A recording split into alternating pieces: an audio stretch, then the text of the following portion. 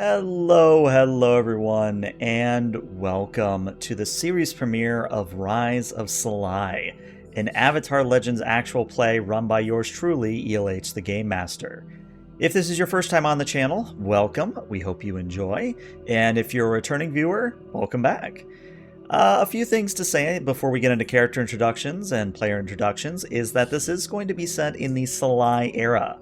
And for those who might not be up to date on the book lore that was introduced in the Kyoshi and the Yang Chen novels, Salai is somewhere before Yang Chen, and all we really know about Salai is that they're one of the greatest avatars of their era. So I took a look at that and I thought, you know what, I could make an era out of that, and I could make a lot of cool homebrew around that. And long story short, I put out a little bit of homebrew, 8-10 pages maybe, and showed it to Matthew and the others here, and we figured out, yeah, let's try it. So what that means is that a lot of the things you see in Airbender and Korra, we're not that advanced. In fact, this is, again, very far into the past, and if you want an actual, year, this is about 2.5k years before the genocide. So we are way back there. Other than that, I'll just sort of explain as we go. Both TechnoNerd and Bean are new to the system, so I'm going to be doing my best to teach them, as well as teach you at the home. And, yeah, we'll just sort of get into it. So Matthew, if you could introduce yourself and who you're playing. Hello everyone, I am playing the Avatar Salai from this era.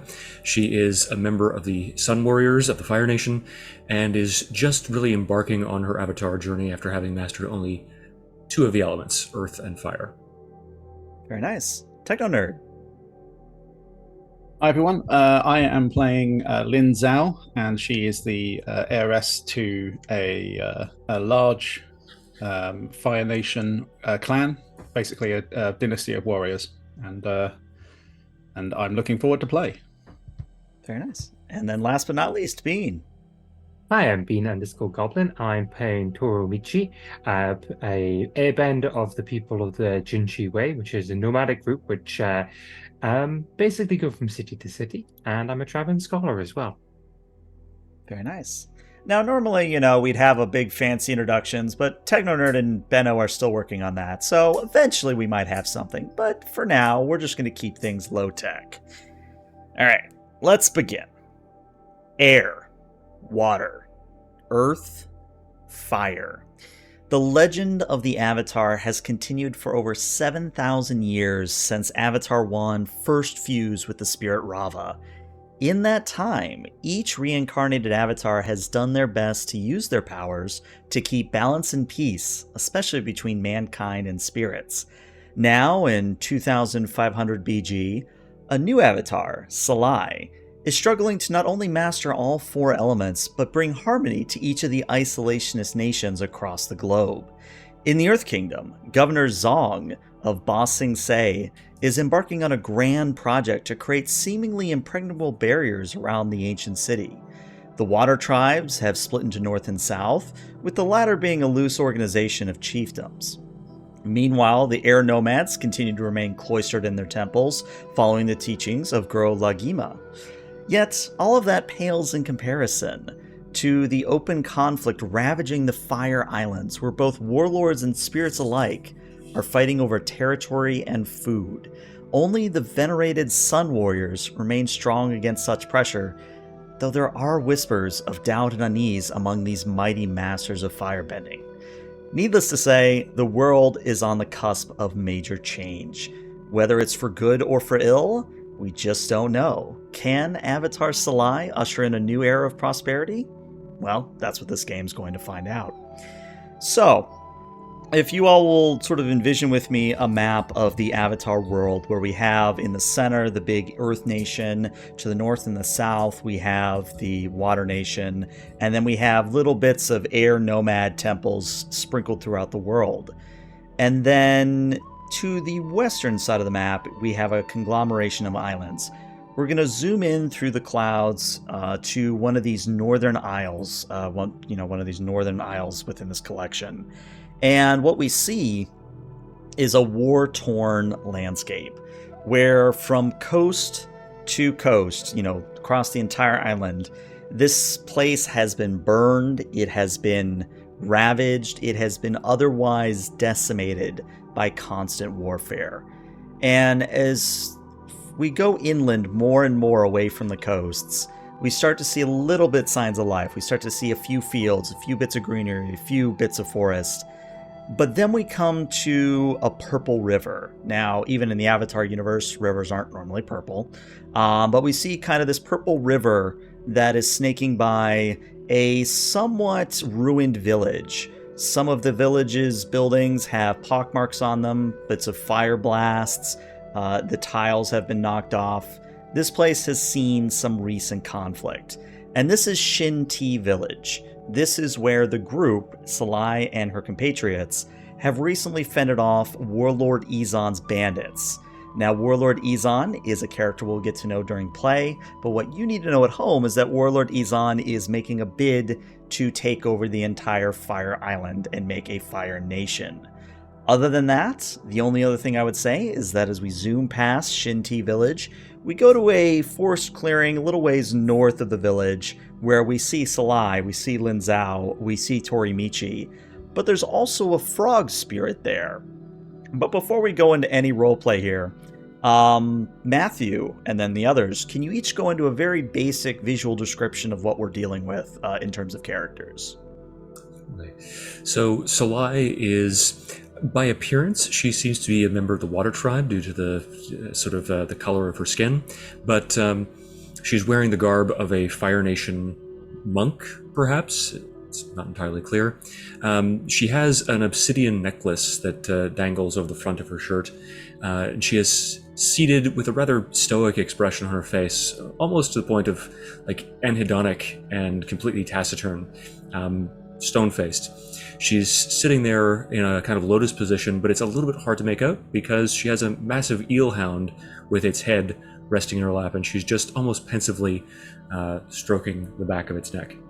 Real quick, before we go to Techno, did I get a name for that eelhound? Akemi. A-K-A-M-I. A-K-A-M-I. Got it. All right. Techno, tell us about Lyn Zhou. Lyn Zhou is, as I mentioned earlier, she is the heiress to a Fire Nation warrior dynasty, and she, in her appearance, reflects that. She's quite well built. She's got quite well-defined muscles in her arms and her legs, and she's quite beautiful according to Fire Nation standards. Although her face is marred by a number of scars, which look like they may have come from bladed weapons. She's also got quite long jet black hair, which is held up in a braid that runs sort of from the top of her head all the way down her back. And she's dressed in quite fine clothing as well, which is pretty typical for her. At the moment, she is sitting with like a wood block, just a sort of chunk of wood, really, that she's picked up off the floor, perhaps. And she's doing her best to attempt some kind of art with that, using like just a little bit of fire from the tips of her fingers to sort of etch out some kind of charcoal drawing. I like it. And then last but not least, Bean, tell us about Tori-Michi. So, Tori-Michi is currently unloading some stuff from a nearby cart, which has an unusual feature, which has a sail on it. She is basically gathering some stuff to start to poke and prod this purple river. Flasks, those such things, and what she's doing is using airbending to lift up the water and to see if, like, the purple solution is sinking to the bottom of the water, rising to the top, that sort of thing. And, trying to not touch the water, but scoop out stones from it to see if like something was dumped in there or some sort of algae has been thrown in there. I'm basically just trying to be upbeat about the fact I'm touching this decaying poison river. Yeah. What about visual appearance? Yes, I did forget about that. Bright pink eyes with long red hair and classic yellow and orange clothing, but is more like traveler wear than robes and garbs. Actually wears shoes. Interesting. All right. I like it. All right, well, one of the best parts of Avatar Legends is that it's not me throwing plot at you other than that. It's what I get to now ask is, what are you all doing as a group at this moment? I think I'd like Lyn to sort of look up from her attempts at art, which are incredibly crude and not very good, and just sort of look over at Tori-Michi and just say, are you sure that you should be touching that? It doesn't look healthy or, sanitary in the slightest. That's why I'm using airbending or sticks to move stuff rather than my hands. Well, sure, but I mean, it doesn't look good to be near it in general, like If we breathing are it in and that kind of thing. I mean, I wouldn't go near it if I were you. One could say the same about combat. One would say that being away from combat is the best way to do it.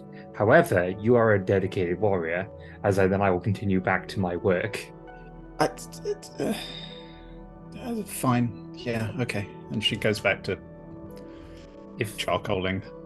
If a healer is to heal the sick, they are to go near the illness. I mean, that seems needlessly circular, but sure, okay. Yeah, I guess. Well, do you head towards combat or away from it? I mean, no. Yes, but no. Look, I mean, I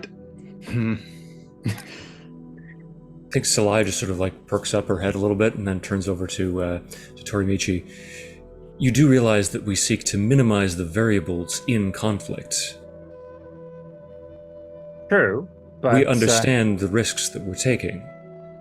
I mean, I just punch things. Don't. You two are delightful, but we are to fix the Vither, and unless you can waterbend the solution out of it, we need to figure out how to do it with either firebending, airbending, or, any other technique we come with. There's the faintest sort of quirk of her lips downward. You barely detect it, but there's clearly something that you've needled there. And she just says, unfortunately, I haven't found a waterbending teacher as of yet. So no, that would not be a potential solution. Then we must figure out the solution with what we have, and then work upon improving ourselves later. Well, I mean, unless you want me to stab it or to, set it on fire and evaporate the water, then which obviously Avatar Salai could help with, but I mean, unless that's the route that we're going to go with it, then what's the flasks are for. So I'm going to collect some of the water, and I'm going to get a flask and get some get like a bowl over the top of it, and then a collection bowl over the underneath. What I would like you to do is heat up that water. Where did you get the flask? Have you been carrying them the whole time? I just point to my cart. I have many magical things in there. I mean, are flasks magical? Are they magic flasks? I said I had magical things. It does not mean that I have brought the magical things out yet. Right. Okay. So the cart contains magical things, but not all the things are magical. Well, that would ruin the surprise when I bring out the magical things, wouldn't it now? So are the flasks magical, though? No, they are not magical. Right, okay. And you just want me to heat the water? I want you to heat it up to boiling point to see if the solution is lost during evaporation. I would suggest doing that at a great distance, given that we don't know how it might respond. It could be explosive. Yes. Which makes putting it into a contained glass flask probably unwise. And if we find that, that's why we're going to do it from a distance. And if we find an explosive, that means we know not to use firebending in the way that we plan to. The Avatar just sort of reaches up to the sides of the eelhound's head as it is laying on her lap and covers the ears very carefully. You can go ahead, of course. Of course. I'm doing this. Okay, sure. And she puts down her plank of wood. I'm going behind this rock, and then sure, yeah, okay. Let's heat this up then. And controlled slow burn, please. Don't just fire blast it. Oh, okay. I'm not so good with that. But sure, okay. Controlled. I can do controlled. Yeah. And she sort of strikes a sort of stance, sort of takes a deep breath, and then just sort of pushes forward and sort of lights a small flame underneath the beaker. All right, Stable I stance. think if you allow me to jump in, I think this is an excellent moment to do a little bit of teaching by having you do your first roll, Techno. So I'd like to amend what I said to she attempts to do this. There you go. So the way Avatar Legends work is it is based on the Powered by the Apocalypse engine. And what that means is nearly everything you do, in fact, I think everything you roll in this system, is 2d6 or 2 6-sided dice. The way it works is that a 1 or anything below 6 is considered a miss. Anything from 7 to 9 is a weak hit. And anything above 10 is a strong hit, or a yes and. The weak hit would be a yes but, and even the misses, it's more of a no but, rather than a no and, if that makes any sense. So it's one of those things where this system likes to fall forward. So even if you fail one roll, it's not like, say, Star Trek Adventures where, oh, you accidentally beam in 6,000 tribbles to the bridge on a Klingon ship, that sort of thing. But since this is your very first roll, I'm going to do something very easy. Go ahead and do a rely on your skills and training.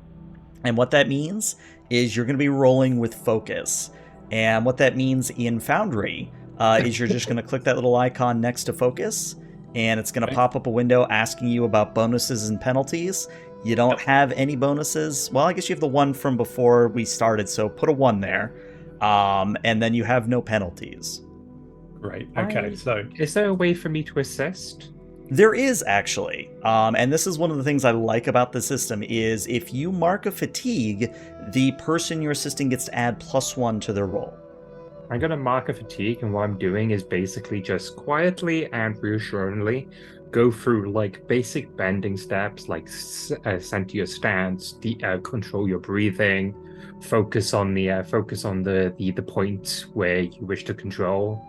So even though I'm an airbender, I'm just giving because I believe that Lyn is used to throwing fire out of their hands, and everything else is secondary. Yeah, pretty much. So do I adjust anything that I've got here then for that? You would put in 1 for the bonus because you had that because you did the Sean Connery impersonation before the stream. So you get to have that +1 there. And that's it. That's it. And I've marked a fatigue. So right. So let's see how badly I screw this up. I believe in you. Okay, so that actually should be an 11 because I think the bonus should have been 2 because of Bean's help here. So that's my bad. I should have caught that. But still, that's a full hit. That is a full hit, which means you're relying on your skills and training. You do it in such a way that you gain this sort of new insight to your bending, where with Tori-Michi helping you, maybe it's a little bit easier to bend. Maybe you're pushing out the fire or conjuring the fire a little bit easier. But I'm going to let you decide what that is. I think first things first, she's going to be focused on the flask, noticing Tori-Michi out the corner of her eye, going through these motions and techniques, and she's going to take that deep breath and just push out the smallest flame that she can, and just wait for it to sort of slowly kindle and build underneath this flask. And as soon as she opens her eyes and sees that she's done it, she just goes, and then very quickly regains her composure because the fire flared up as soon as she did that. And went, how's that? Does that seems good? Marvelous, you're doing wonderful. Good. Okay, brilliant. I will keep doing this keep then. that until you notice the water boiling. Water boiling. Got you. Yes. Okay. This is hard. Okay. Yep. Great. I got it. Sure. Okay. I got this. Yep. You got I got this. You it's have fine. This. I'm doing this. It's great. You are doing this. Yeah. No, I've never done this like this before. This is great. Remember, it's like breathing. It comes natural. Sure. Yeah, but no. I guess a little bit. Yeah. It is an extension of your body. You may not feel it like at the moment. No, yeah, no, it totally is, but I wouldn't call it breathing. It's more like, I mean, breathing's a part of it, sure, but like, it's more like my heart's beating and I can just like that's where that seems to. Anyway, look, I'm doing it. It's fine. I've got it. Okay, refocus on it. Yep. Thank you. Sorry. Okay. And you want it bubbling, just bubbling, and Yeah, that's a good heat. Just maintain it. And what I'm going to do here, Leitch, is watch the water. I want to see if it turns into a vapor, at which point I'm going to try and diffuse the poison with airbending, or if it just gets the water bubbles away and it just gets left like there's some sort of like crystalline salt or something like that, or if it just goes along with the water and then collects into the collection bowl. Yeah, you're basically distilling the water, which good thinking. So while Tori-Michi and Lyn Zhou are doing that, we're just going to sort of pan the camera just a little bit to the side to where the avatar is sitting. And Yori, the spirit of nature that you rescued, the spirit of the river you're trying to cure, is going to kind of hop up to you, Salai. And in terms of a frog, it actually is a very colorful frog, like a poison dart frog, where its legs are vibrant neon blue and its actual body is more of the same color as the river, so that sort of poisoned purple at the moment. It's about the size of your outstretched palm, so it's a very small spirit, all things considered. And when you rescued it from the warriors of Warlord E01, they were actually keeping the spirit within a spirit-confined glass bottle. And so when you let it go, you just sort of shattered the bottle, and the spirit was let free.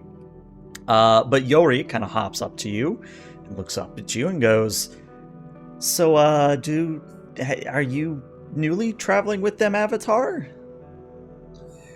We attended a Fire Nation function at the Sun Warriors city and fell in together.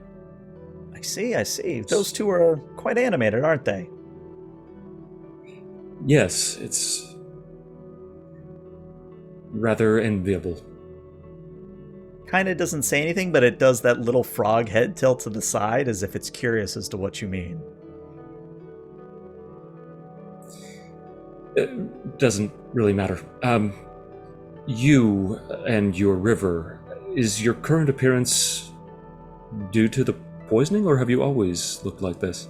Oh, normally I'm a vibrant red with blue legs, but ever since they dumped those stones up near the waterfall, everything's been purple.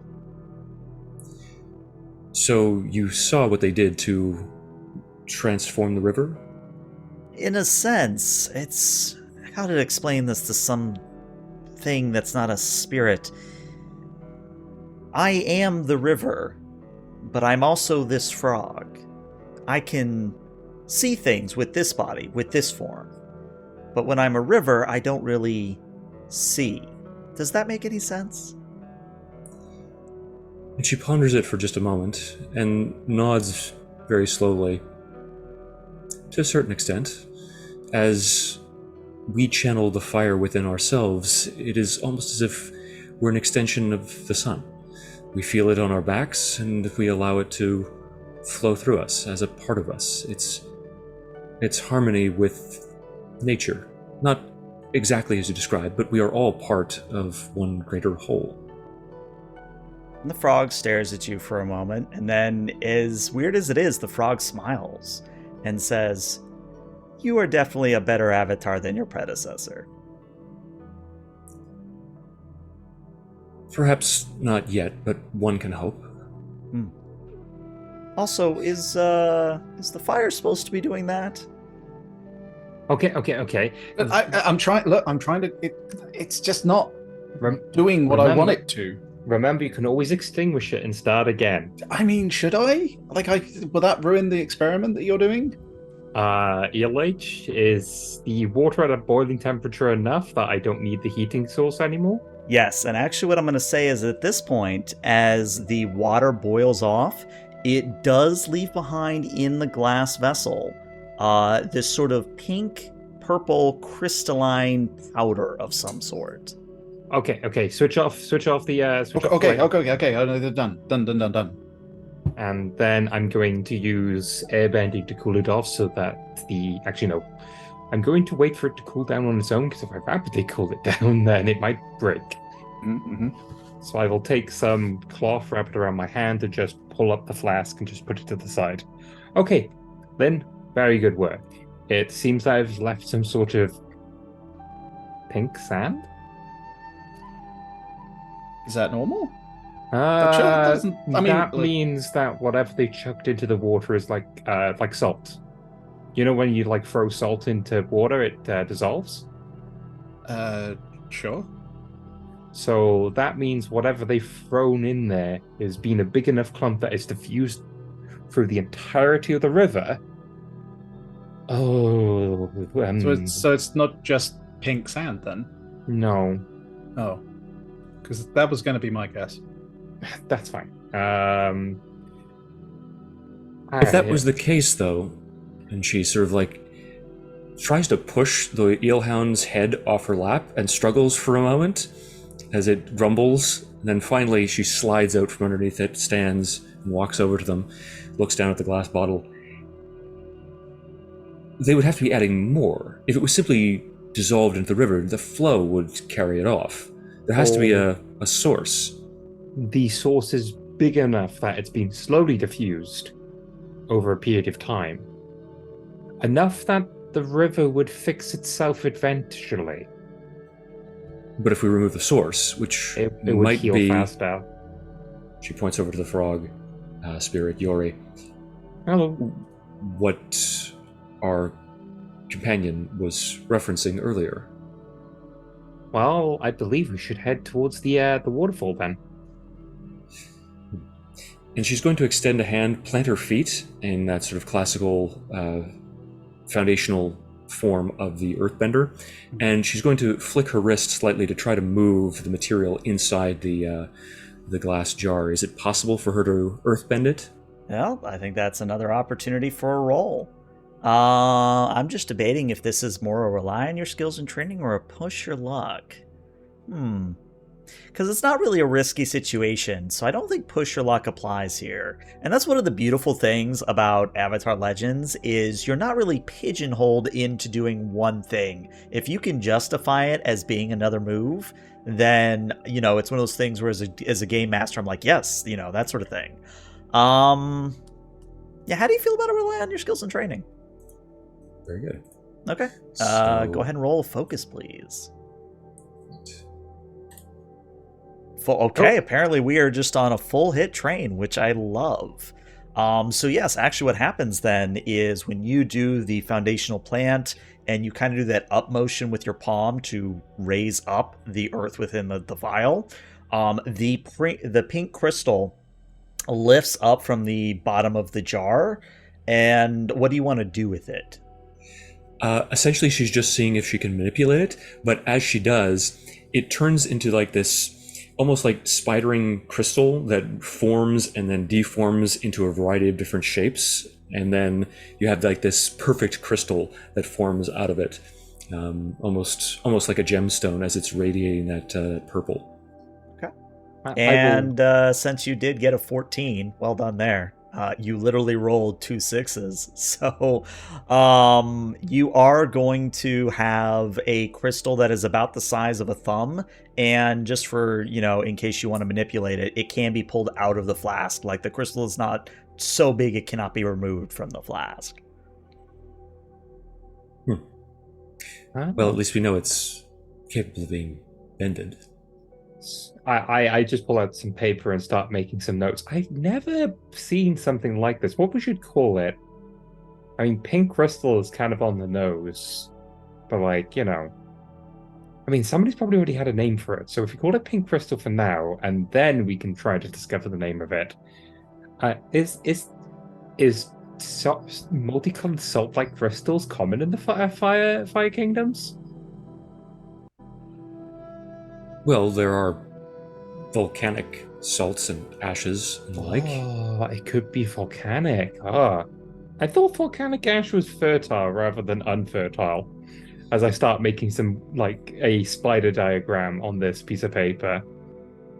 My notes, they make no sense besides myself. Is that because they're in some sort of cipher, or just because your writing is unintelligible? My writing is sporadic. The notes go upon notes. So if you spend some time, you probably could read it, but at a glance, it's just like, why is it curling?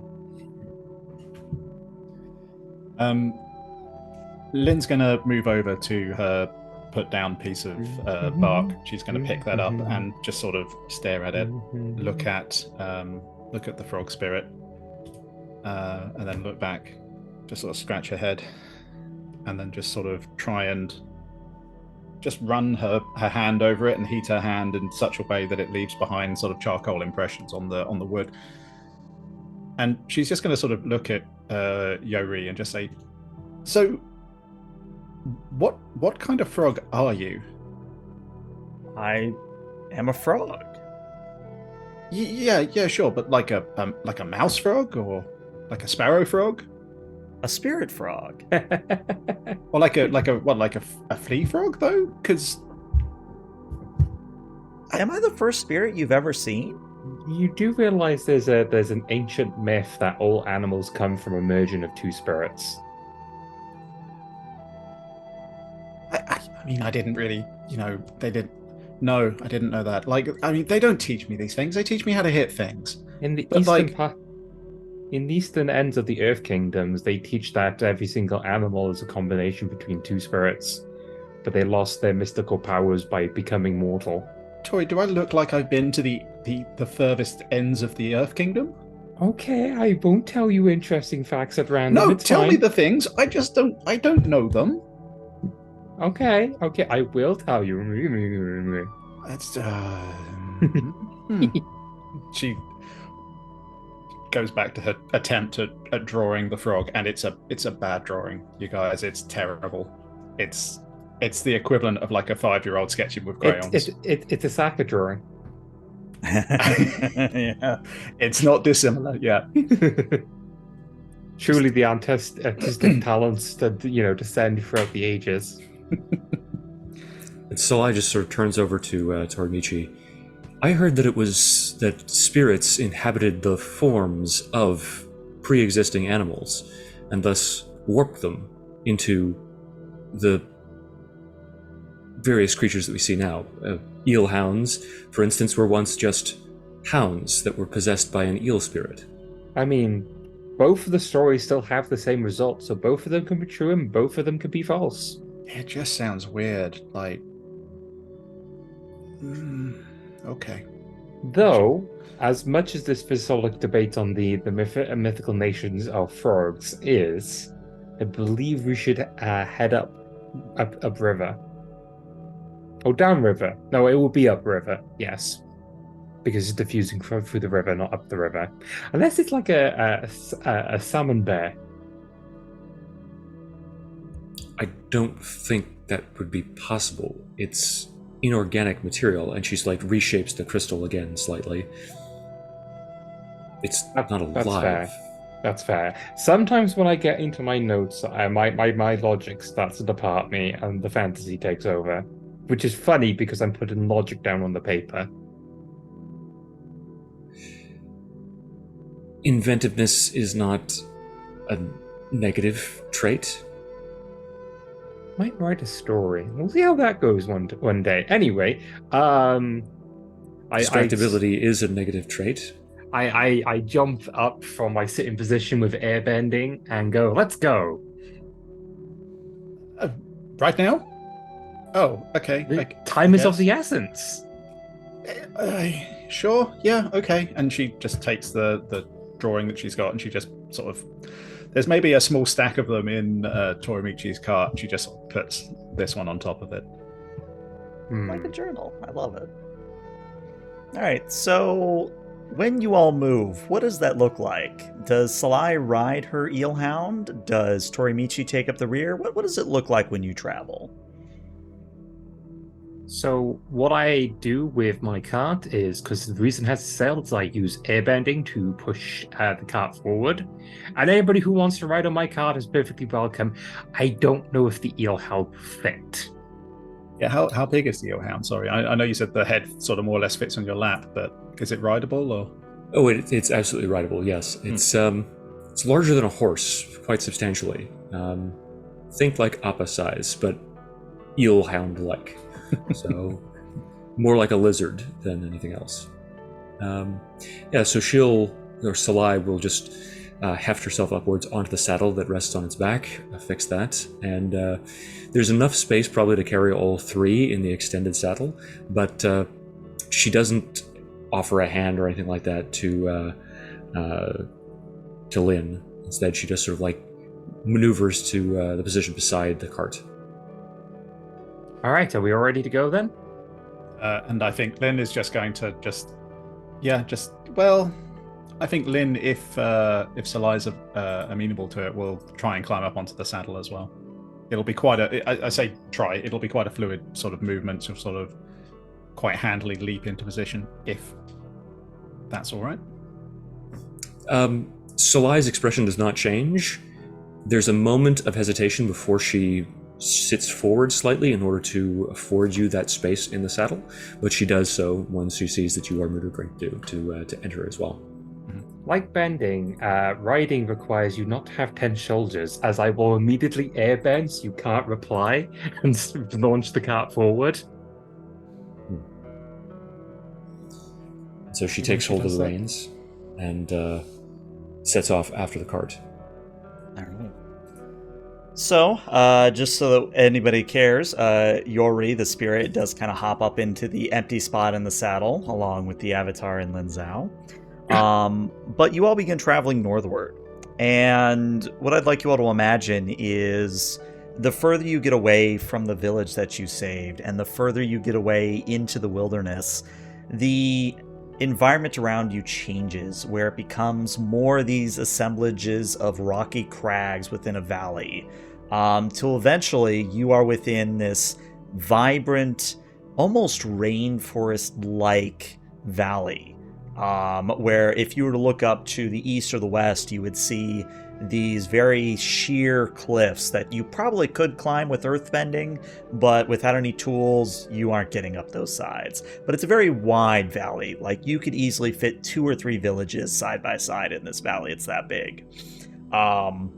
But what sticks out to you as well is that on top of each of the crags, that's sort of these rocky pillars that rise up from the forests, is that there's waterfalls coming out of each of the crags, and they all sort of collect in this basin where you eventually arrive, where it is a giant lake that is being fed by these multiple waterfalls from these crags. And you notice 2 things immediately without any checks required. The first is that only about half of the lake is this sort of pink-purple color. And that's the pink, let me start that sentence over. The coloring is present towards where the lake feeds into the river. So about halfway through the lake, there's that demarcation line. The second thing you notice is that your quote-unquote friend, Warlord E01, his bandits are currently sort of meandering about the northern shore. Now, they haven't noticed you yet. You know, you have that ability to stay out of sight, stay out of view, but you do see that there's about 3 of them currently seated around a campfire, you know, eating fish, firebending, that sort of thing. Question, ELH. Do we know Yes. the bandits are related to Warlord E01 in character, or do we just know them as bandits? I think it's safe for me to say that you have an inkling that they're with Warlord E01. So no but suspicions, but no proof. correct. Okay. And I guess I So- probably should describe their outfit to help with this image. So if you will imagine what Lyn Zhou has on, where it's very prim, very proper, very warrior-like, this is more rags, like red rags, almost like a pirate might, you know, kind of wear, or a scavenger might wear. The chest, because they're all male, the chest is left open with a almost a Klingon-like sash across the left, coming down from the left shoulder down to the right. And then they have on black pants, which are, of course, ragged and frayed. And they're all wearing what appear to be some form of a sandal.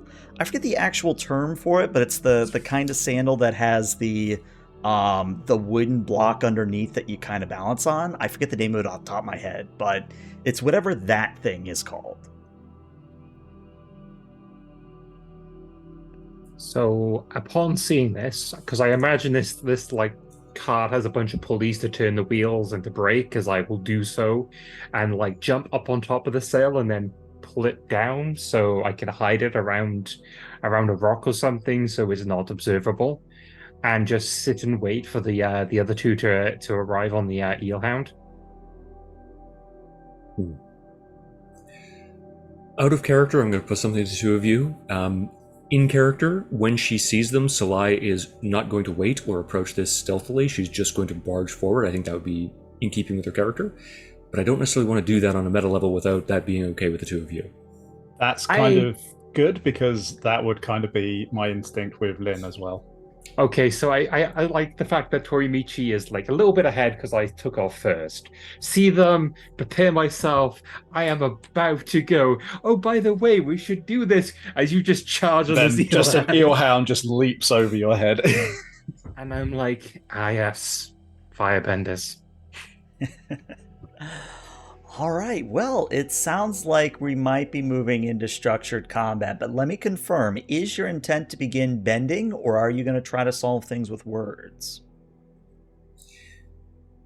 So I think that in a show of force, there would be a demonstration sort of like physically of their preparedness as they leap out on this eelhound, skitter across the water in this charge, because they can move just as easily over water as they do on land.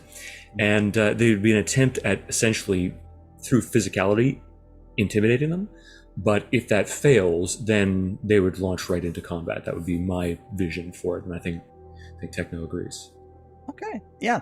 In that case, we don't have to move into structured combat quite yet. We can actually go for a Intimidate, and that will be rolling with passion on the part of the Avatar.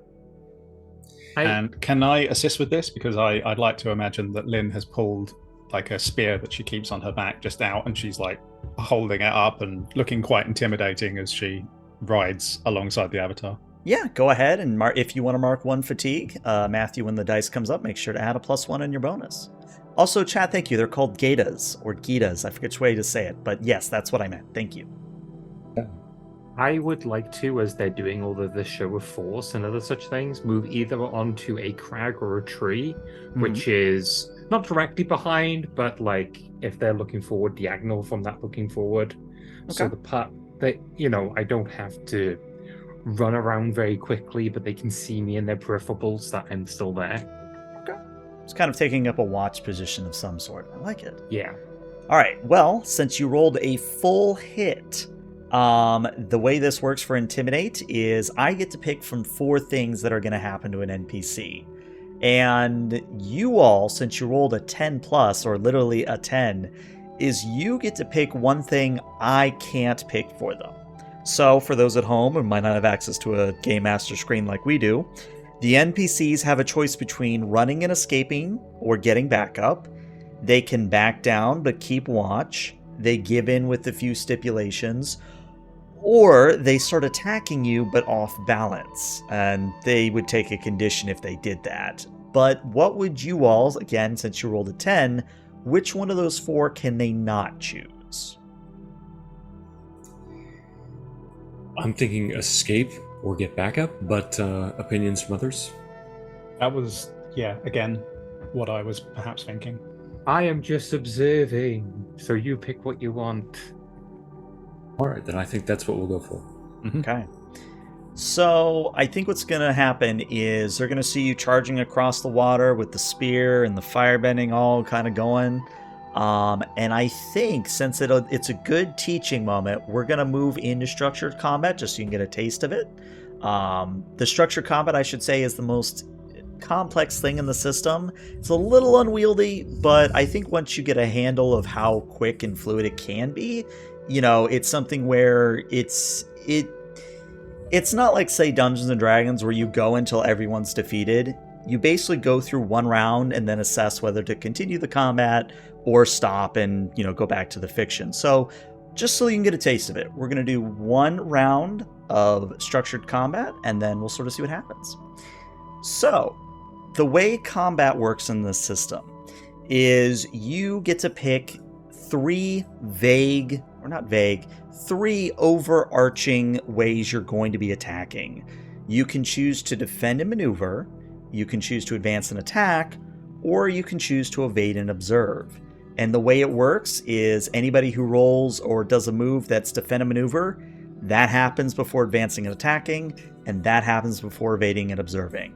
And what it is all of you get to pick what your vague or what your overarching approach will be. So I'm just going to go down the line. Matthew, what is the avatar going to be doing? So I think defending and maneuvering to put herself in an appropriate position. Okay. Techno, did I lose you? Nope. Okay. I think I've got that. So I think Lyn is going to be going on advance and attack. I think what I'd like for her to do is to sort of leap out of the saddle and just right towards the biggest clump of bandits. Okay. Let me actually check your training and techniques, because I think you have something for that.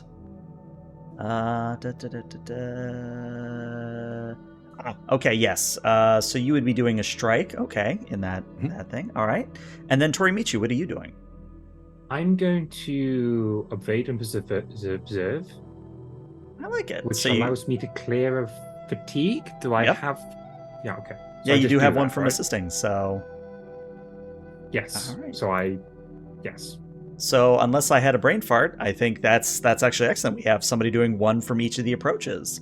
I will just tell you straight up front that the NPCs, these three bandits, are going to be going for advance and attack, but they are going to be off balance here. So first thing we do is we go to the defend and maneuver. So Matthew, if you can roll me a focus, please. And this is where it gets complicated, but once you figure out how it works, it's pretty easy. All right, so with a 10, what this means is that anything under defend and maneuver, you can mark one fatigue to use a learned technique, you can use one practice technique, or you can use two basic or mastered techniques because you rolled a 10. On a 7 to 9, you can only do a basic or a mastered. Right.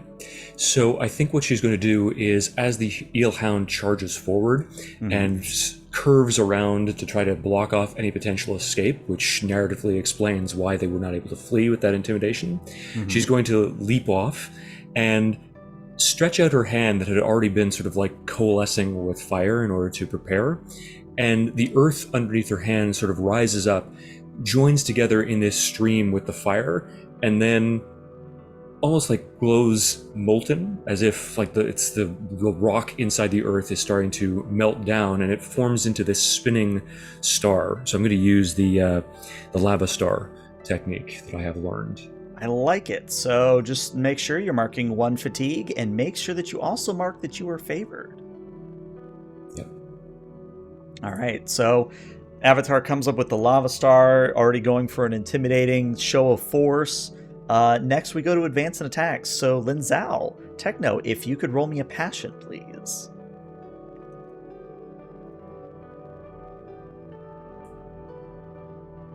Okay, so you rolled a miss, which means that you have an option here. Is you can shift your balance away from center to use one basic technique. Now, you're probably wondering, ELH, what is balance? What does that mean? So if you look on the first page of your character, back on main, you see that you are between tradition and progress for Lyn Zhou. And what this means is when you shift away from center, you move to either progress or tradition. So to make it easy, which, if you wanted to, you don't have to, if you were to shift, which way would it be? I think in this situation, it would be a shift towards tradition.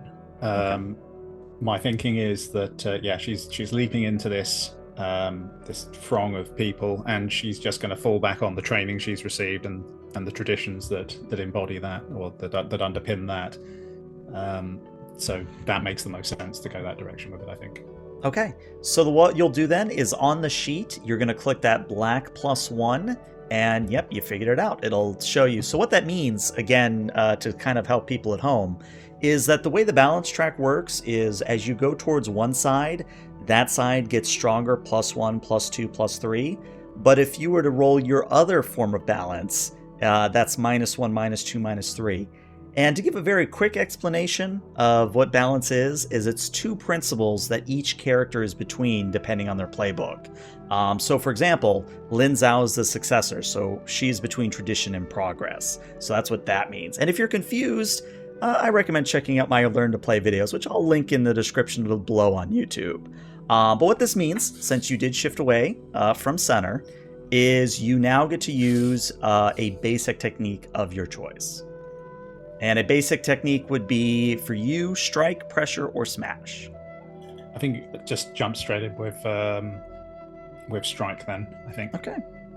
All right. So would you like them to mark 2 fatigue, mark a condition? Oh, no, wait, that's my choice. That's right. It's been a while. I have to remind myself what it is. Okay, so the way strike works is if you want me to choose what they do or what they take, you don't do anything else. But if you want to mark 1 fatigue, you tell me what they take. No, I think, given that I did roll a miss, I think that I'm going to leave it as you can decide what to do. Okay, so what's going to happen then is as you lash out with your weapon and your fire, what happens is the fire catches one of the bandits and sends him scurrying into the lake to put on his pants. And then the other one, you strike with your spear. One thing I should say real quick is that Avatar isn't meant to be a lethal game. Like, it's in fiction that you're not killers. So you hit him with the spear in such a way that it's not mortally wounding, or maybe you hit him with the flat side of the spear, however you'd like to flavor it. I'm thinking sort of spinning it around and just smacks him with the blunt end of the spear rather than the bladed end. Excellent. Any cut or stab is not deep enough to kill, sort of thing. Exactly, yes. All right, so those two are going to be eliminated from combat because NPCs go down very easily. So that's advanced and attack. The NPC is the one bandit that's remaining. He's going to look. To ask how many are there. Yeah, there's only 3. So the one remaining one is going to look at Avatar Salai and the lava star. Is going to look at Lyn Zhou, and then it's going to look at Tori-Michi. And I think this is interesting because he is off balance. I think what's going to happen is he is going to fall into a fire-bending stance. And I think it makes sense that he'd go after Salai here. Like, he's found his stones, he's found his rock, and if he takes out the biggest threat to him... So what that means, Matthew, is I'm going to say that you must either mark 2 fatigue, mark a condition, or shift your balance away from center. Your choice. I think I'll mark 2 fatigue. That seems to make sense. Okay. So what happens is he punches forward in rapid strikes. Foom, foom, foom.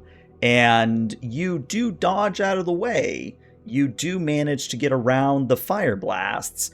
But the strain of keeping the lava star intact and dodging the blows, that's where the fatigue comes in. And then, finally, we come to evade and observe. So Tori-Michi, if you haven't already, clear 1 fatigue, and then you get to pick whether to roll with creativity or harmony. So, can I use wait and listen, which, when I'm assessing a situation, I can mark a fatigue and use focus instead of creativity and become prepared? 1 second, let me read here. No. So, assessing a situation is meant for a basic move out of combat. Oh, right, okay. Right, Yeah. okay, because that's what I was moving myself to assess the situation. I was reading it literally rather than by what the rules say. No, perfectly fine. It's my mistake. I should have been more clear. That's okay. When you trick, I presume surprising entrance is also like an out of combat thing. When you Correct. trick somebody, we're using your skills to appear and read it. Okay, that's fine. I will use harmony because it's a +0 rather than a -1. Okay. And then we shall roll. Okay, so you do get to use a basic or a mastered technique. So Yeah. you can bolster or hinder, you can test balance, or you can commit. So when I bolster or hinder, do I choose the status? Yes, you get to choose whether you are aiding a nearby character or impeding. And the way the status works is it's in the fiction. So, small backupping here to explain about statuses. Statuses, there's usually 4 negative and 4 positive. Yeah. And let's say, for example, that you send a gust behind Avatar Salai to give her better footing or to give her a more imperial nature than she's already showing. You know, that might give her inspired, that might give her prepared. You know, it's not a specific status, it's whatever makes sense in the fiction, if that makes sense. So, looking at the 2 other bandits, which Lyn is just 1v1ing them and just winning, what I'm going to do is I'm going to jump and glide down from my thing and use that momentum and gust to push down and then up into the firebending to mess with his stance. And even if he like turns to look at me, I just shift left and right and then just do again. And not enough to actually throw him anywhere, but enough to like just mess with his stance. I like it. So I'm going to say that he's impaired, which is very debilitating for NPCs because they can only do one less thing during their round. But that is a round. It was a little complicated, but it's as we do more of them, you know, you'll start to get into the flow of them. But at this point, you know, one bandit is out cold, one bandit is in the lake cooling himself off, and the other bandit kind of looks like he'll keep fighting, but we don't have to do another round of combat if you all think this is an appropriate time to go back to the fiction. I think it's a foregone conclusion, and it's all over but for the screaming at this point. So yes, I think narratively it would be appropriate for us to just sort of converge on him and in one way or another subdue him. Okay. So, we're going to cut ahead maybe about 5 minutes. We kind of do a quick, you know, screen wipe as we go to commercial, that sort of thing. When we come back, you have the 3 bandits tied up. You have them near their campfire. And what would you like to do with them? So are they tied up the classic, like they have their backs to each other? If you'd like that, like, yeah. Yeah. I just want to just point out that Lyn is completely different in her composure and her manners at this point. She is literally, all traces of softness have dropped. She is standing guard over these 3, spear in hand and planted in the ground, and she's just absolutely focused on in a sort of combat ready stance. Wherever this sort of happened as soon as she jumped off of the U-Hound earlier on, and she's just maintained that all the way through. Wherever the bandit that got stabbed, I'm going to like apply a bandage to, and some ointment. Oh no, I smacked him with a blunt end. He wasn't. Oh right, yeah, no, yeah. So he's probably got a bruise going or something. But I am applying appropriate medicine to the areas, because one of them got burnt as well. So I'll be applying water to him instead. So that's what Tori-Michi's doing, and that's what Lyn Zhou's doing. What is Avatar Salai doing? I think she's just staring at them balefully, and there is no expression. It's just dead, inhuman appearance as she is looking at one of them in the eye. And you have the eel-hound that sort of like... The eel-hound comes in, and it sort of like tongue flicks out towards the person that she's staring at, almost like scenting the air around him. I think that's enough. I don't think we need to roll and intimidate here. I think it's very clear that this guy's going to be breaking down. He's like, oh, hold on. I don't want to be eaten today. No. That's how my cousin went. I don't want to be eaten. What do you want to know? I'll tell you whatever you want. Your cousin was eaten? Yeah, by one of those duck bear things. Well, okay then. Well, you need to calm down. We're a lot more civilized than a duck bear.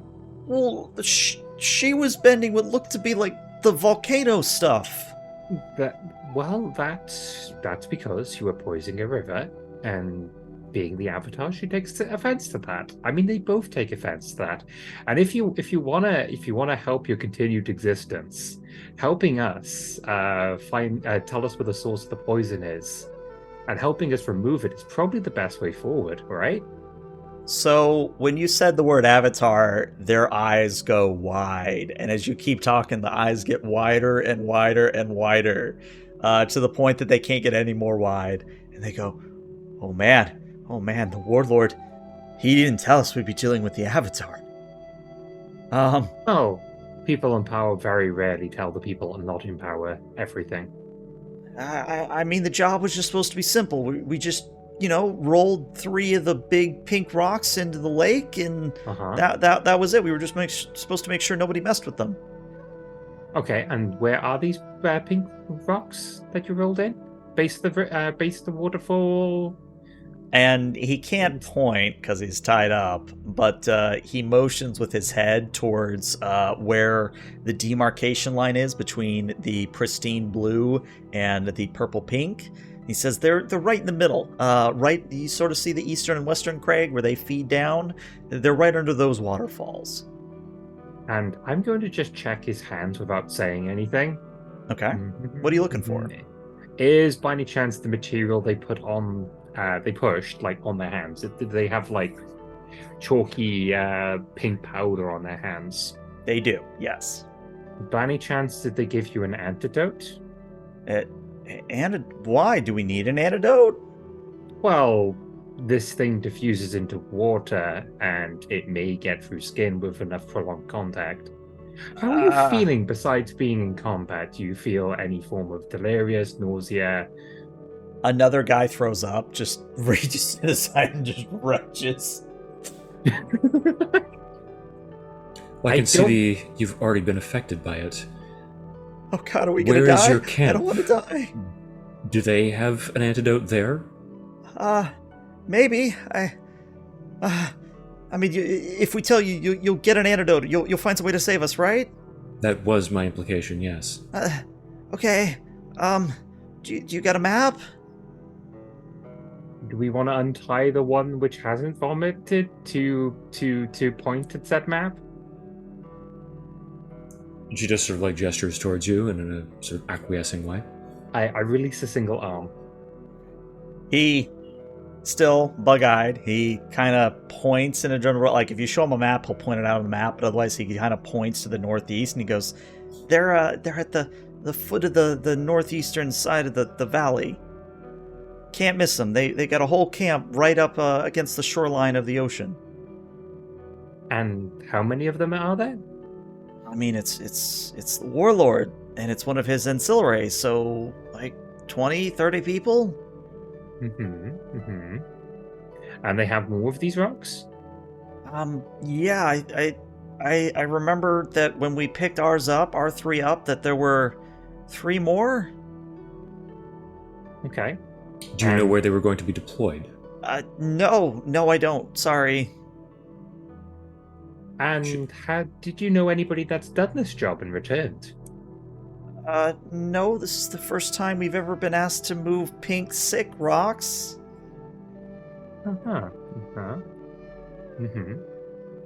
Okay then, well, I'm going to at least have to... I don't know whether if that is nausea or the fact that that's fear. You two are very terrifying when you try to be. And Lyn just sort of there's a micro smirk at the edge of her lip as she does that as that said. And as you say that, Akemi almost like wiggles slightly, happily. The avatar does not respond, but it seems as if Akemi probably thinks that you're talking to him. I mean, you do make Salai look very terrifying now. It's a real silhouette. Anyway, I'm gonna get back to... I'm gonna wash the hands of them and other such things. Just make sure that none of them has any cuts on their hands, which would suggest that the poison has like got into their bloodstream in any way.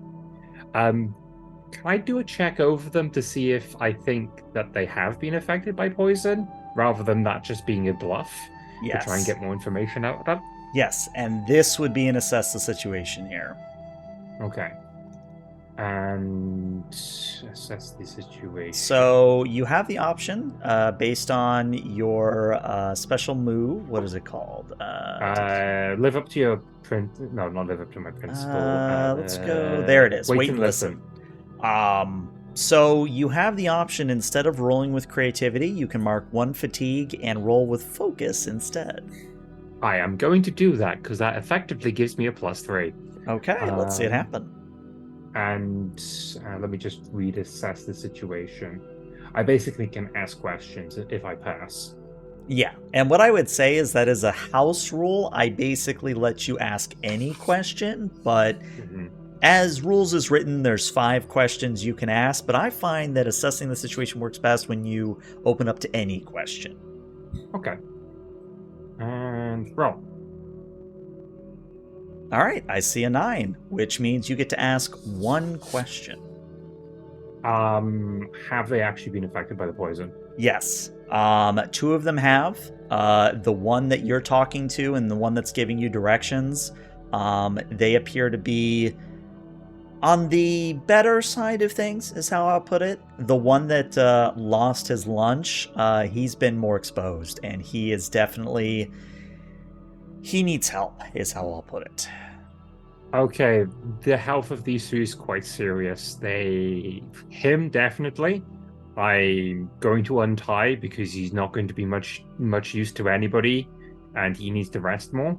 So I'm going to retie the other 2 because they can still get up and run. And that guy I'm going to put in a recovery position, see if feeding him, watering him, doing stuff to try and get the poison out of his system, any healing techniques I've learned from my many years of travel to try and make sure that this guy at least lives until we get the antidote. Okay. Oh, and by the way, you're the experiment. I don't know what I'm doing. I don't tell him that, but, you know. I was going to say, if you tell him that, his eyes just get wider. Okay, so that's what Tori-Michi's doing. Lyn Zhou, Salai, what are you 2 doing? I mean, I think Lyn is just standing there, just looking imposing and intimidating. Like, you know, if they were to try something, it would be very clear that she would be acting immediately to stop it. Okay. And I think, although there is a kind of glimmer of a scowl as she sees Tori-Michi beginning to assist these 3, the Avatar is going to stalk off towards the water and reach out with her earthbending senses to see if she can detect where those 3 stones have been situated inside the water. Okay, that sounds like a rely on your skills and training if I ever heard one. So that's going to be with focus.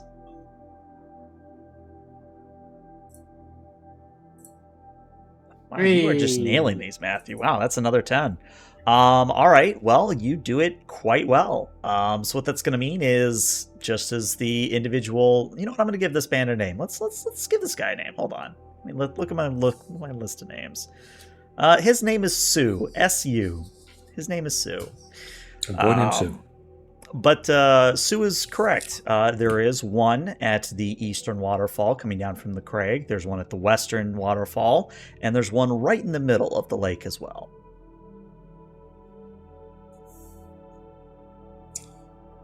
Can I get any sense of the size and mass thereof? Yes, and that's probably why these bandits have such exposure. If your earth sense is correct, these are about half the size of your eelhound, if not a little bit larger. So they're sizable stones. I don't suppose that it would be possible for me to try to bend them out of the water. That would require a roll. Yeah. So, yeah, I mean, once she ascertains their location, she's again going to plant her feet and make the attempt to reach the closest one from the shore at the optimal position. Okay. So, just to mix things up, I am going to say that this is probably going to be a more push your luck. And the reason I say that is if you do it well, you're going to get an advantage here. But if you're not careful, there might be an unintended consequence to you doing this. So that's why I'm saying it's push your luck rather than another rely on your skills and training. So, go ahead there. When I see it rising out of the water and just see the sheer size, I just point at the two of you, put some cloth over your face. So what I'm going to do is use live up to your principle, because this is part of my burden, or part of my so the burden of my role as Avatar, which is protecting the natural environment. And there is, or the icon has this ability to live up to your role. When you live up to your role through the responsibilities of your burden and tradition, despite opposition or danger, shift your balance towards role instead of marking fatigue, and clear fatigue equal to your role. So I have to shift over to role, right? Correct. And then the reading on that, if I read this correctly, it's after the shift that you get to get rid of fatigue. Yes.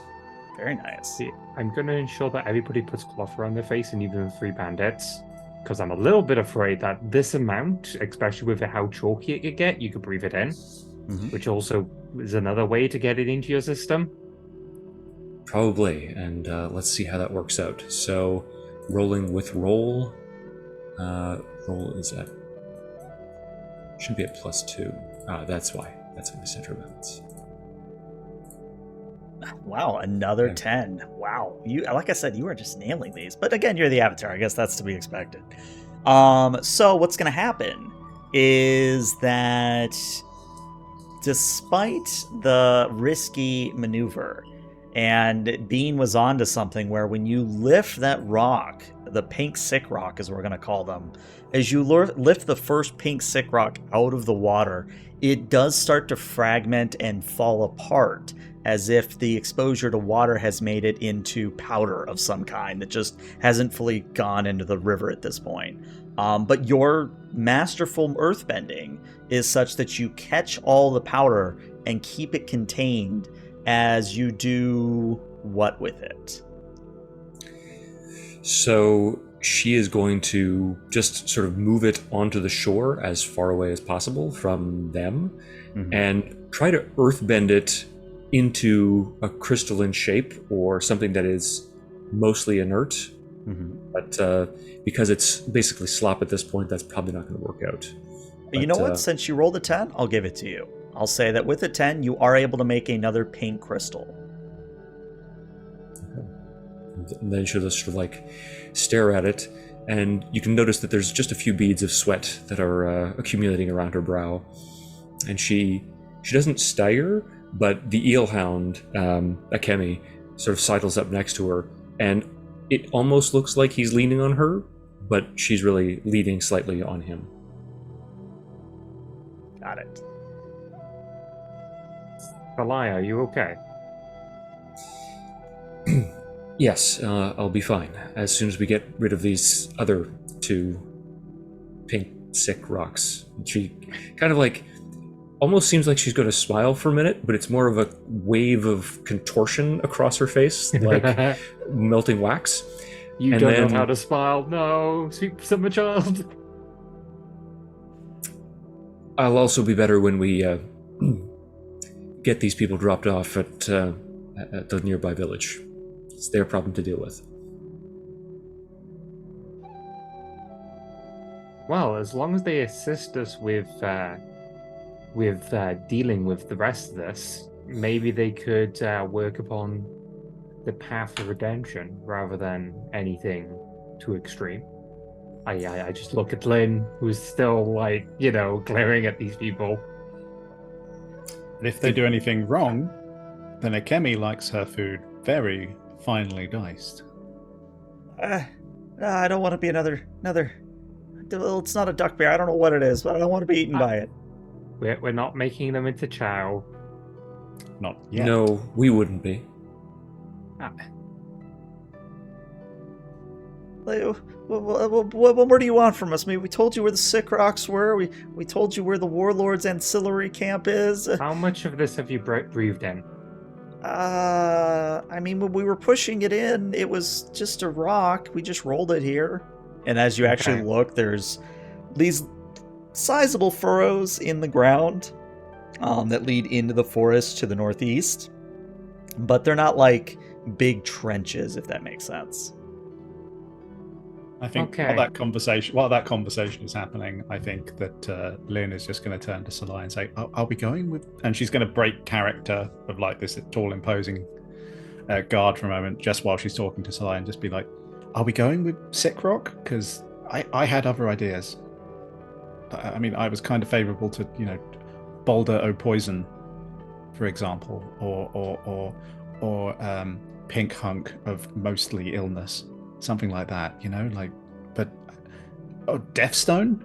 Like, I think that does have more lyrical quality to it, yes. Deathstone, dude. Although Pink Deathstone probably would be more apt. Pink Death Rock? That sounds like something that you'd hear in the Earth Kingdom. I don't know about that. I'll have to. Isn't that a kind of music from their civilization? Pink Death Rock is a wonderful band. Trust me. You'd have to ask Tori. Really, I don't. I mean, know. No, I studied in the Earth Kingdom, though. I'm fairly certain I heard that name bandied about. The fact that they make like instruments solely out of pink clay and pink metal is fantastic. I am getting so off track. Trust me, you do have to be at least 15 foot away from it, though. From the Sick Rock or the from the musicians. Right. Okay, we're talking about the music more than the Death Stone. Okay, cool. Okay, and sure. Okay, and then she's just turns back, plants her spear again, and just completely composed and intimidating again. The magenta masonry. No, that makes it sound like it's part of a building. And she breaks again. Just like, no, that's terrible. What? What even are you thinking? Sue speaks up. I actually kind of like Death Rock. It sounds better than Sick Rock. Nobody asked you. Okay. You put them here in the first place. What was this war? Who is this warlord anyway? And she points her spear at him. Well, surely you've heard of, and the one who hasn't been affected actually kind of like slams his elbows against the guy's back and goes, "Shut up, we're gonna get in trouble if you tell them. They're gonna kill us if we don't tell them." Shut up. I mean, we already know that you know. You do realize that we are going to turn you over to the denizens of the village that you have poisoned. What they do with you as heinous criminals who have poisoned their water supply and attempted to ruin their harvest and starve them to death is largely dependent on what we tell them to do. Sue kind of looks over his shoulder at the other guy he's tied to. I'm going to tell them, if you want to be mad at me, go right ahead. But I want to live, man. I want to live. And the other guy just kind of sighs, humps, and rolls his eyes and says, "All right, your funeral." And Sue, being the smart one of the pair, says, "All right, maybe you've heard of Warlord E01? Maybe." I mean, wasn't he at the whole meet and greet? All of those another sycophant, but yes, all those fancy Fire Kingdom nobles and warlords and priests and other such things. I kind of drifted out of that, literally and figuratively. I don't think many people would appreciate me in that scene anyway. You're being so reductive. It's such an important landmark for the Fire Nation. You can't. Well, the architecture was wonderful. No, and the scenery was beautiful. I mean, yes, it is, but no, hang on. And fine, okay, yes, he was there. Yes, he was sycophantic. That's to be expected. He's talking to the. Do you know what? We could table this conversation. I'm not having this conversation with you right now in front of the prisoners. What? Hey, thanks, Guy. Thanks for getting me out of that conversation. You're not out of the conversation. It's been postponed. Sue just kind of looks between the three of you, not really sure who to talk to at this point. Am I, from what I know about the poison, able to give something to at least prolong the effects of the poison, or even better, cure it? Should I make a roll Yeah, on you that? know what? I think we can do a roll for that here. Let me see. I'll allow you to do one of two things, but of course, if you have a better proposition, I'm all ears. But I believe this could be an assess the situation to see if there's something in the environment you could use for this. This could also be a rely on your skills and training, something you have on hand already. And as a reminder, assess the situation is creativity, though again, you have your special move that may change that. And relying on your skills and training would be a focus if you chose to do that. I'm going to rely on my skills and training. Of being a traveler, I have to deal with various different ailments, and usually they're dealt with in relatively the same manner unless they're so unique. So I'm hoping it's not so unique I can't deal with it. Okay. Roll. Dice. Hit. Okay, so you get a 9, which is a weak hit, and what that means is you're going to be doing it imperfectly. So here's what's going to happen. Actually, let me back up and ask one question. Are you treating the sickest one first? Are you treating Sue? Are you treating the guy who isn't affected yet? Or are you treating them all three at once? I'm gone into triage mode. That guy is a little bit more in danger than the rest of them, so that's the guy I'm focusing on. Okay. So you do happen to have a type of medicinal powder, which I'm going to leave nameless because names. You'd have a medicinal powder which should relieve most of the nausea, most of the symptoms you've witnessed. And when you give it to the guy, he does stop trembling and he does relax. But then he falls into a deep slumber where even if you were to, like shake him or move him, he's out. Like he's not quite in a coma. He's in a very deep sleep. Okay, so good news, bad news. I've stopped the worst of it. However, that only really puts people to sleep when it's doing its damnedest to keep the person alive. So we need to get to this camp so we can find an antidote for these people. This person's probably got until sunset until reversible damage has happened, so I think we need to hurry. Okay, and what's the bad news? I just glare at you. All life is precious, even horrible ones. A single loss of life is a loss of potential. A potential for great evil, yes. Potential for great redemption as well. You are not Fire Nation, you would not understand. And you have not seen the world, you would not understand.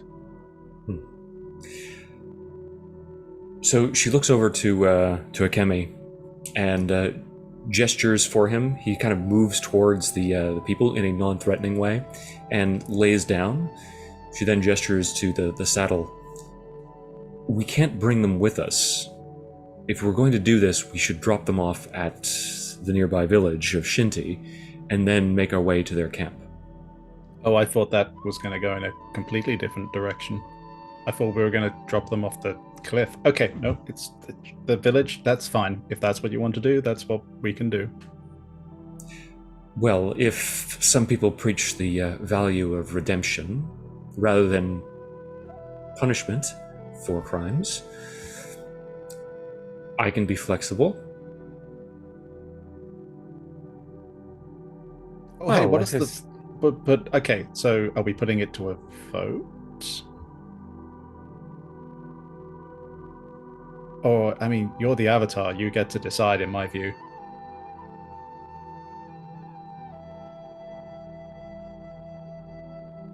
And she actually seems strangely disconcerted at that suggestion.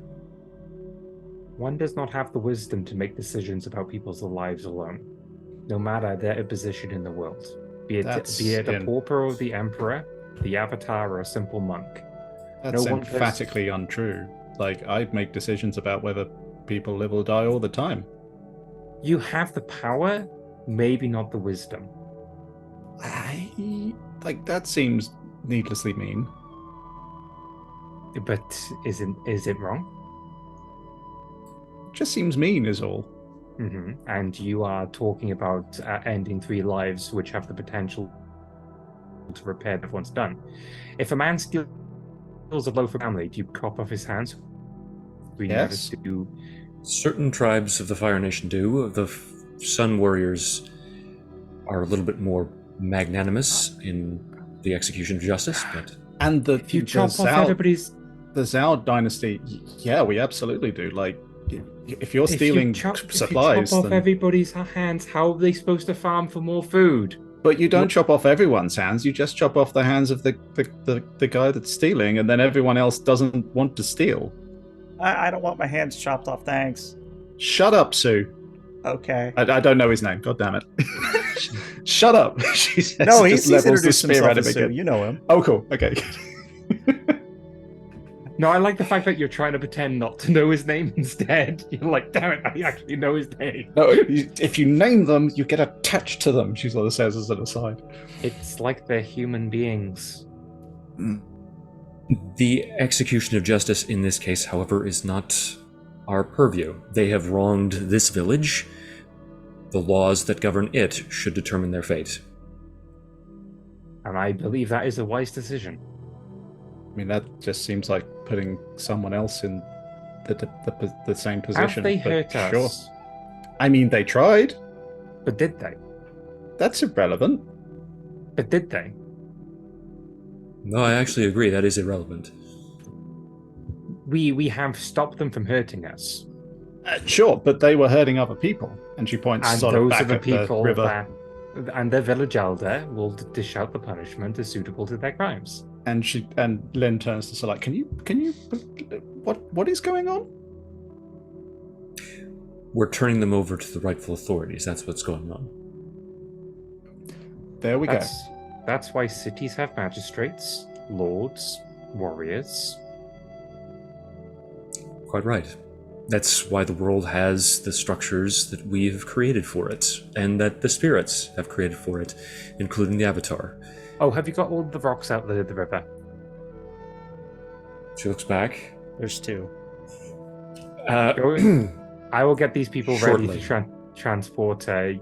What we may need to do is, I don't know, boil the lakes so we can get what other sediment is out if it's not enough to purify the river. I hope that by removing the rocks, natural That is processes enough. will allow it to be Yo, cleansed. is that enough? My name's... Oh, you're talking to the frog, The not frog. not Sue. Yori kind of squints a little bit and he says, yeah, I mean, look, part of me's turning back red. And you actually look and see a third of him, representing a third of the boulders, has been removed, and he's starting to Okay. turn a little bit red. So What now do you you think? look more like a sparrow frog. I Those was are very right. majestic. Yeah, right. I'm And going to look put at these you, guys you're- in my you're- cart. You're incredibly majestic. Off. Light off. Salai just walks off to start trying to remove the other boulders. All right. So I don't think we necessarily have to do a roll for you to remove the boulders, because at this point we've established you're being careful enough. You have the ability to do so. So my only questions, I have two of them. Are you also making them into harmless crystals? Yes, I don't know if there's anything I could do otherwise, because I'm not going to use them as some sort of terrorist weapon against our foes. I would Although- like to try Although, one. yeah, I know, that's not a bad idea. We could just disperse that across their base camp. It's poetic justice. The weapon of my enemy is my friend. What I would like to try to do, ELH, Yes. is I would like to take the small one, Mm-hmm. and after I've safely moved all the bandits into the cart and patched them up enough that I know they're not going to die immediately, Mm-hmm. I'm going to ask them to burn the small amount we have to see if burning the innate crystal rock is enough to destroy it without causing any harmful effect to the environment around us. Mm-hmm. Because if we just put it into crystallized rocks, even though it's safe at the moment, what's stopping them from pushing it back in the river? I see what you're going at. Okay, and that actually was going to be my second question, was were you going to leave the crystal somewhere hidden? So let's resolve that first, the testing of the crystal.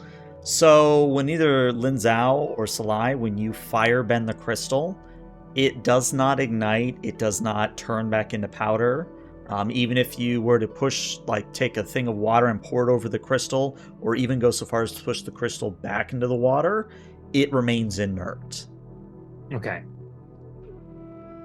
We can come back to completely remove these later, but the crystal form is enough that it would take some sort of element to fix it back to being poison, which is not fixing it, but you know what I'm trying to say? It would take a I'm gonna very make skilled notes. earthbender, is what I would I'm tell gonna you. start making notes on the we're calling it the Death Rock. I think so, yeah. Pink Death Rock. Pink Death Rock. Big Death Rock. And I start drawing the band. I like to think that once we have firebent them such that they're inert, Salai will earthbend slightly and bury them some distance away from the lake. Okay. And then what she'll do is she'll take out that map and then scribble something onto it as if she's trying to replicate the image of that band as a sign for it's like X marks the spot. Here on the map is where we had buried the stones. Mm-hmm. She fails miserably and then like brushes off the charcoal to the best of her abilities and almost begrudgingly hands that over to Tori-Michi.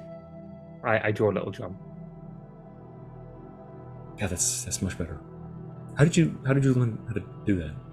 I studied architecture. It makes straight. I can't draw like works of art and other things. But when it comes to like a very very regimented design, I can draw that very well. It takes a steady hand. Don't expect me to draw fancy dresses or anything like that. I've tried.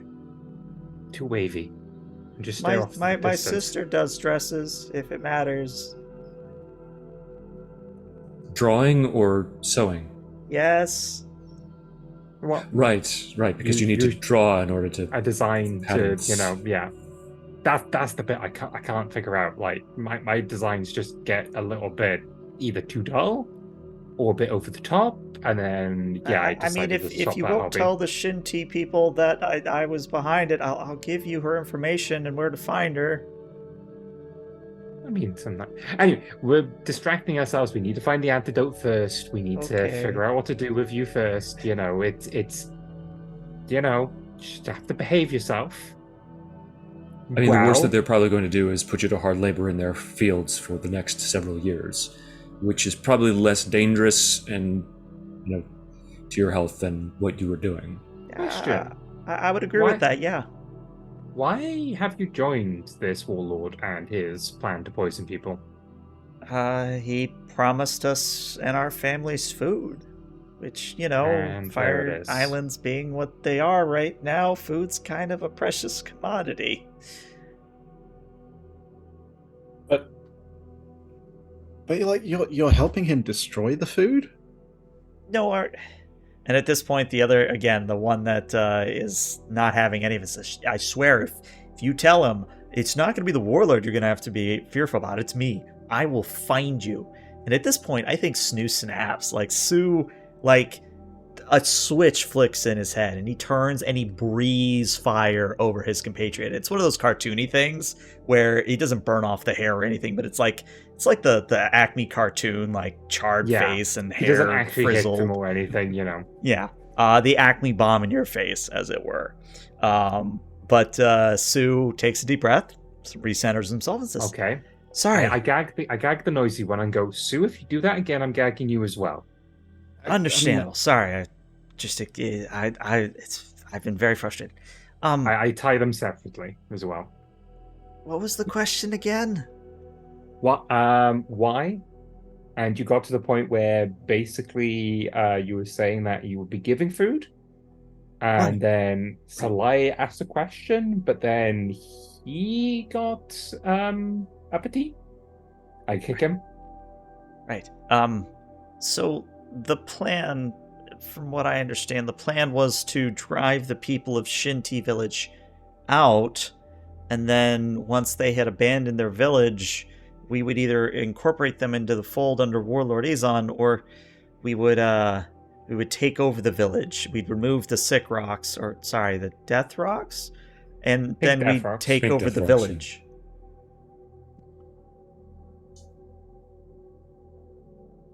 Expansion of an empire by appropriating pre-existing infrastructure. I mean, Exactly. By any it's- chance, did your village suffer great hardships before you've been incorporated into the warlords' army? And at this, Bandits? Sue's face hardens a little bit, and he says, "Yes, the reason I was picked for this mission was to prove my loyalty so that my family would be kept safe. This is one of the tactics that Warlord Izan uses on villages that don't bend the knee. My village was one of them." Okay, so plan of attack. If anybody is going to disagree with me, Oh, we're going to attack? Not these guys, but yes. Oh, I mean, no, not these. I mean, we're giving these guys All to right. the village. The Have these Avatar guys- said so. But we are Can going I- to attack someone, right? That is the plan. Though maybe this time we don't just barrel into 20 people. I feel like you could probably take 10. I mean, there between were the two of you. There were 3 of them. There weren't 20. No, but there's going to be 20. Okay, let me just go through the plan. How do you know there's going to be 20 of them? Because they said there was 20 in the camp. Oh, right, yeah. I thought you were Okay. just being hyperbolic, but okay. But I was being quite literal.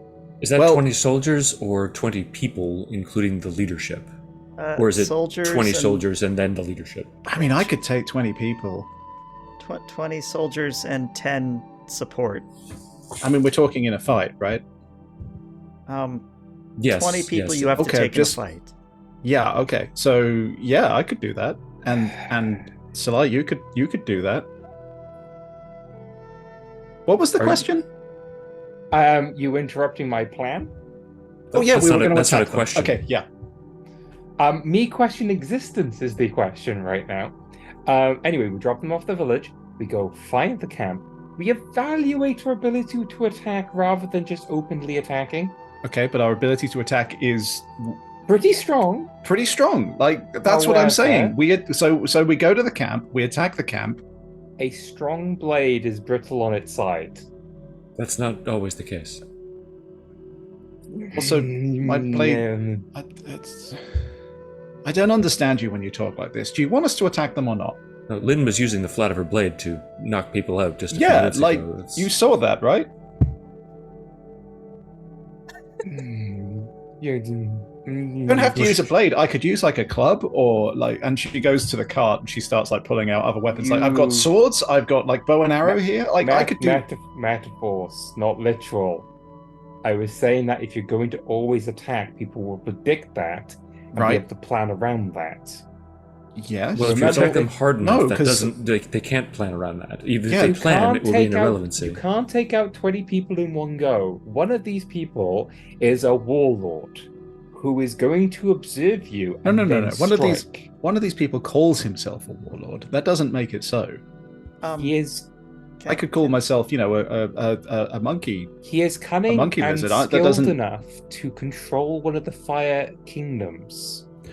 Whether he does it honorably or dishonorably means that he is a man that we should evaluate the threat rather than just, I don't know, Sure, power but, right like, in. Okay, but like the best way to know someone is to fight them, right? And she looks to Salai for like confirmation of this. It depends on the person that you're fighting, really, because some people are duplicitous in the fighting itself. Oh, Use it yeah, as a- but you learn that during the fight. Sue can't raise his hand, but Sue sticks out his leg as if to get your attention. I look at Sue. Yes, Um, Sue. The warlord isn't actually at this camp. This is just an ancillary camp. The warlord's camp is very far to the east. Okay, cool. So, plan is drop them off, go to the what camp? The ancillary. The ancillary camp, and then fight them, beat them, because just people like Sue here, so easy to take, you know, pushovers basically. And Well, it's basically my Shut up, Sue. village. Okay. wait, what?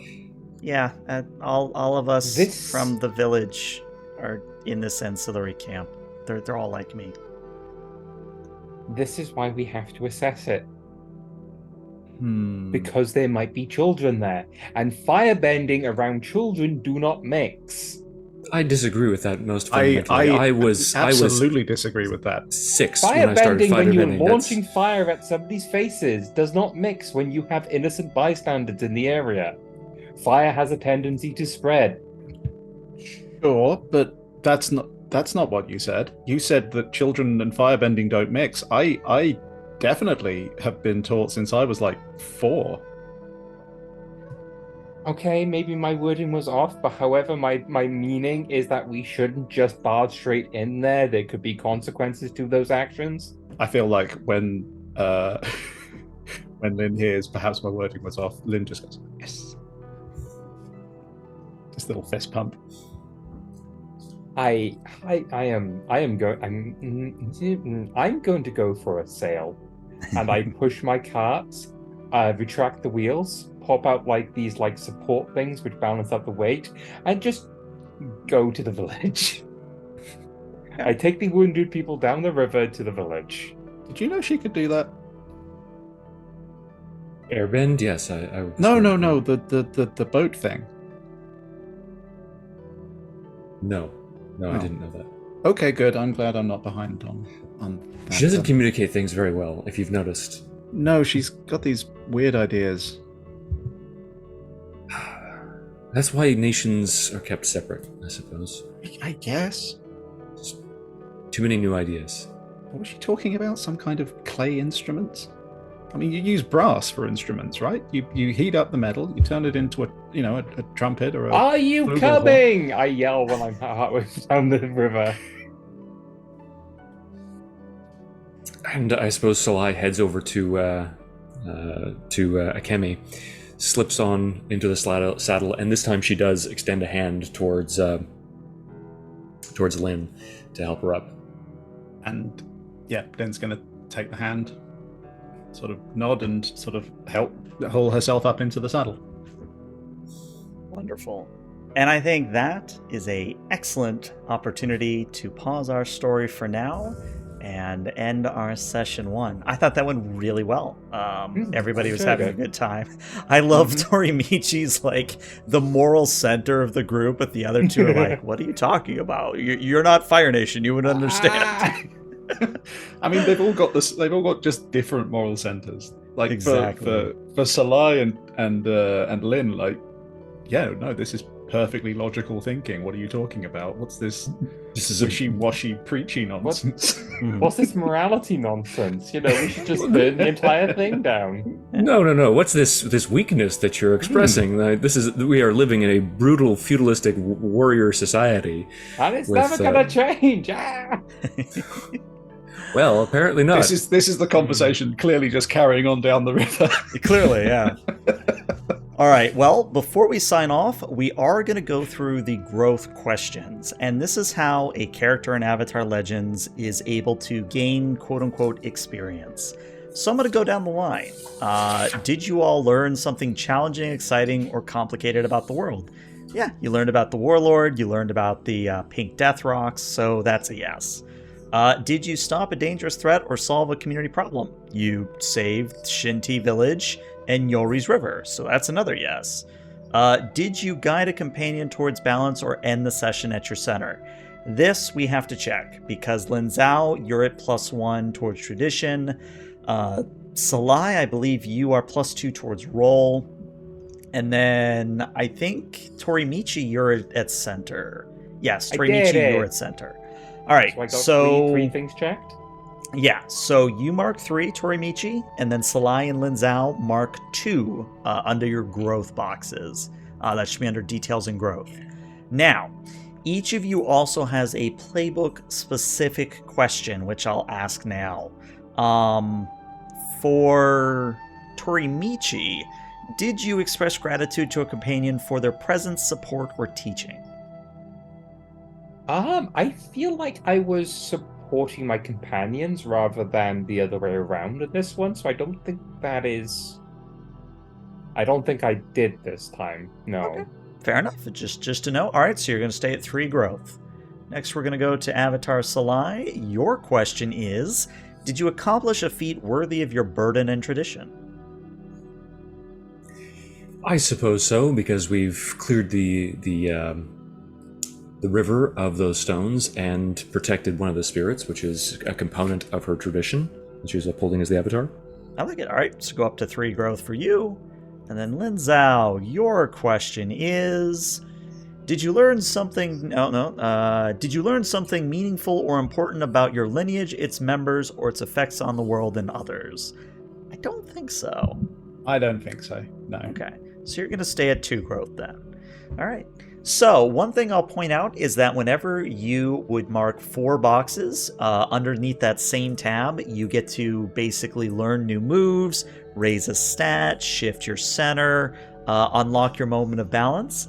And what I would say about unlocking your moment of balance is basically the moment of balance is you get to be the game master for a moment, where at any point during a scene, doesn't matter what it is, you sort of come into your playbook, you come into your character, and I basically say what happens, and you are the game master for a good however long the scene goes on. You know, it's a very powerful narrative tool for you to have, but you only get to use it once. So every time you unlock it, you get 1 use of it. So do keep that in mind if you are planning to use it in the future.